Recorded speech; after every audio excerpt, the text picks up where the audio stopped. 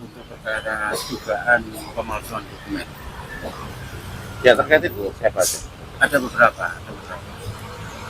Dokumen yang Dokumen yang mengenai objek tanah yang ada di Kubuan yang sekarang rata dengan tanah itu. apakah itu termasuk pihak kelurahan ataupun kecamatan? Nanti kita lihat pemeriksaannya ya. Keluarga Nenek Elina di Surabaya melalui kuasa hukumnya melaporkan personel kepolisian Polsek Lakasanti ke Propam Polda Jawa Timur. Laporan tersebut berkaitan dengan dugaan tidak diberikannya perlindungan hukum saat Elina diusir paksa oleh Samuel dan sejumlah orang lainnya. Kuasa hukum Nenek Elina yakni Willem Mintarja menyebut laporan ke Propam Polda Jawa Timur telah diajukan sejak 2 pekan lalu. Menurutnya laporan tersebut sudah diterima dan saat ini dalam proses penanganan oleh pihak kepolisian. Peristiwa yang dilaporkan bermula pada 5 Agustus 2025 ketika rombongan Samuel mendatangi rumah Nenek Elina. Saat itu sekira 20 hingga 30 orang disebut mendatangi rumah dan memicu ketegangan dengan penghuni termasuk Nenek Elina. Dalam kejadian tersebut, Nenek Elina dilaporkan sempat diusir secara paksa dengan cara diangkat keluar rumah. Merasa terancam, pihak keluarga kemudian mendatangi Polsek Lakasanti untuk meminta perlindungan hukum. Permintaan tersebut diajukan lantaran kondisi rumah dinilai rawan bentrokan, mengingat jumlah penghuni jauh lebih sedikit. Namun, keluarga mengaku permintaan perlindungan tersebut tidak mendapatkan respon sebagaimana diharapkan.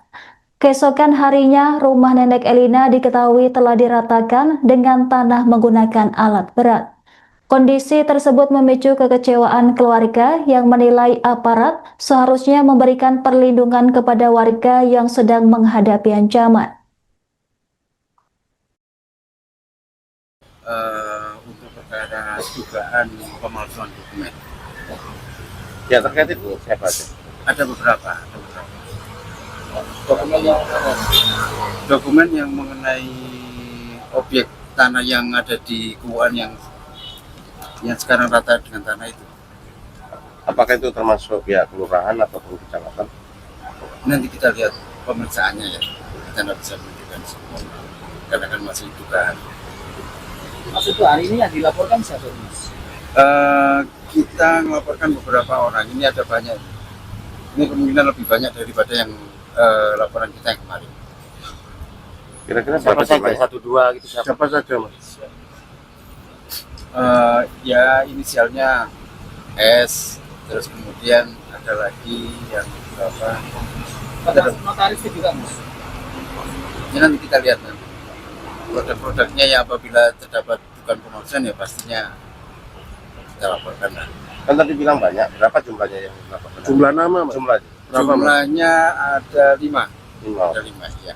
Ada 5. Tapi kemungkinan ini ada beberapa kalau ada nambah lagi pihak yang terkait karena turut sertanya juga kita cantumkan. Mas, posisi hukumnya gimana?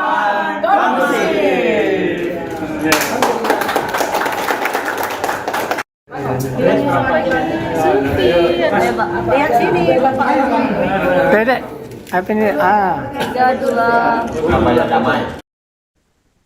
Wakil Wali Kota Surabaya Armuji akhirnya menyampaikan permintaan maaf kepada pimpinan Madura Asli Sedarah alias Madas atas penyebutan nama ormas yang memicu kegaduhan publik.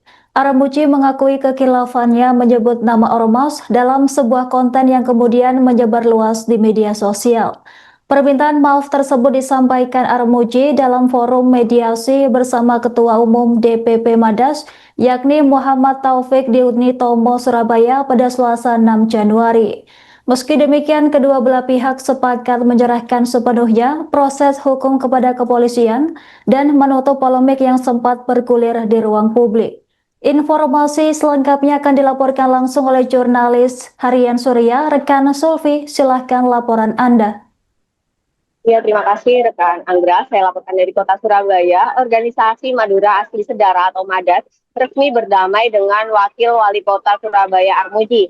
setelah menjalani proses mediasi sekitar 20 hingga 30 menit di Universitas Dr. Sutomo atau Unitomo pada siang ini.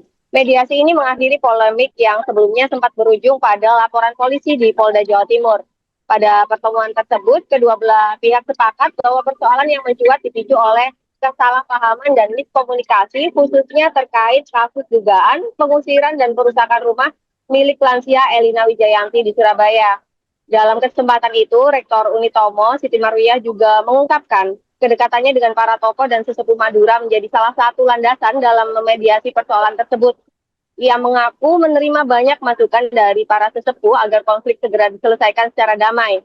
Ia juga menuturkan bahwa sebagai kampus dengan semangat kebangsaan dan kerakyatan, Unitomo memiliki tanggung jawab moral untuk hadir memfasilitasi dialog dan menyelesaikan kesalahpahaman ini secara damai. Mediasi ini dikatakan merupakan bagian dari pelaksanaan Tridharma perguruan tinggi, khususnya pengabdian kepada masyarakat. Dalam kesempatan ini juga kedekatan antara Ketua Mada sendiri merupakan dosen dari Universitas Dr. Sutomo, sehingga Rektor memberikan instruksi agar dilakukan klarifikasi dan juga kesepahaman, sehingga tidak ada konflik yang terjadi antara Ormas dan juga pemerintah Kota Surabaya dalam hal ini, yaitu Wakil Wali Kota Surabaya. Baik, rekan Sulfi, bisa dilaporkan poin-poin kesepakatan apa saja yang dihasilkan dalam pertemuan tersebut sehingga Madas memutuskan untuk mencabut laporan di Polda Jawa Timur? Dalam kesepakatan tersebut, setelah dialog dari kedua belah pihak dan ditemukan di mana sih letak miskomunikasinya, sejumlah poin kesepakatan dicapai dalam mediasi. Antara lain, kedua belah pihak sepakat bahwa persoalan dipicu oleh miskomunikasi dan salah tafsir, bukan konflik substantif. Armuji sendiri menyampaikan permohonan maaf secara terbuka atas kehilafan dalam pernyataannya yang sempat menimbulkan persepsi keliru. Kemudian Madas juga menerima permohonan maaf tersebut dan menyatakan tidak akan memperpanjang persoalan. Sehingga Madas memastikan akan mencabut laporan polisi yang sebelumnya dilayangkan ke Polda Jawa Timur. Kemudian kedua pihak menandatangani akte perdamaian dan komitmen menjaga kondisivitas Kota Surabaya. Kesepakatan ini menjadi dasar Madas memutuskan menghentikan seluruh langkah hukum, termasuk dalam hal ini Madas juga akan mencabut permintaan untuk mengevaluasi kinerja Wawali di Kota Surabaya. Demikian, Anggra. Baik, rekan Sulfi, kemudian apa komitmen Armuji setelah menyampaikan permohonan maaf agar kejadian serupa tidak kembali terulang? Setelah insiden ini, Armuji menegaskan komitmennya untuk lebih hati-hati dalam menyampaikan pernyataan di ruang publik, khususnya saat menangani persoalan yang sensitif dan berpotensi menimbulkan tafsir luas. Ia juga menegaskan akan tetap menjalankan fungsi pengawasan dan perlindungan warga, namun dengan kedekatan komunikasi yang lebih terukur, mengedepankan klarifikasi, dialog, serta prinsip praduga tak bersalah. Selain itu, Armuji juga menyatakan dukungannya terhadap penyelesaian masalah sosial melalui jalur musyawarah dan hukum formal, bukan tekanan dan stigma terhadap kelompok tertentu. Komitmen tersebut diharapkan akan menjadi bagian dari upaya menjaga kepercayaan publik serta mencegah konflik serupa terulang di kemudian hari. Baik, rekan Sulfi, terima kasih atas laporan Anda. Selamat bertugas kembali. Suatu reuni saya bisa sambang di kampus Universitas Dr. Sutomo, kampus yang banyak kenangan. Singkat cerita bahwa pada saat saya sidak ke tempat Nenek Elina karena ada laporan, saya di-tag. Yang memviralkan itu bukan saya duluan, tapi adalah televisi JTV, biar untuk televisi JTV. Akhirnya karena telepon terus berdering, laporan masuk ke tempat saya datang ke sana. Saya datang ke sana itu, saya bilang harus didatangkan korban Nenek Elina dan keluarganya, termasuk keluarganya RT RW. Setelah itu yang namanya Samuel, saya tahu namanya Samuel ketika ada dialog dengan korban dan RT. Makanya Samuel kita panggil. Dialognya itu seperti video yang tidak pernah saya putus, karena di YouTube itu adalah durasinya cukup panjang supaya jelas dan gamblang. Berulang kali saya mengatakan oknum, ada 10 kali lagi. Nah, tapi mungkin ada kekilafan saya karena setelah saya dialog sama si Iwan sama Bu Joni, saya boleh ngomong ormas, oknum ya. Nah, si Iwan menimpali itu oknum siapa man?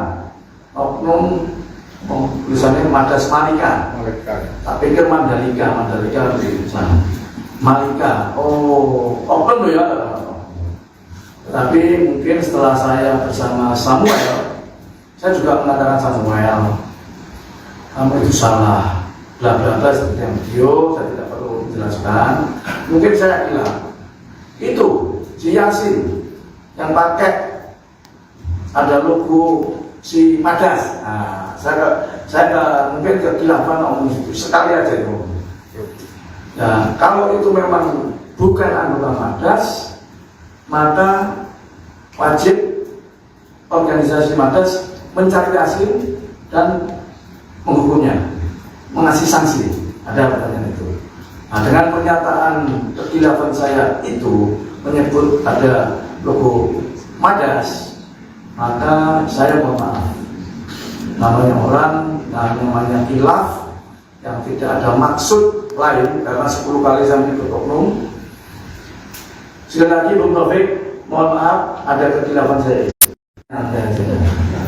Nah, disitulah kemungkinan bahwa saya itu seolah-olah mendiskreditkan Madas.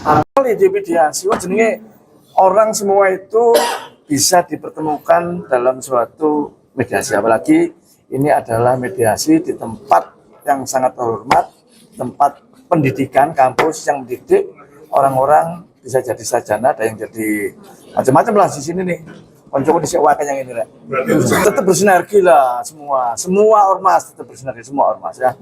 Pak, kalau misalnya ke depannya ada dugaan tindak premanisme yang kasus serupa, gimana Pak sebagai Pemkot? Serana Satgas premanisme sono apa?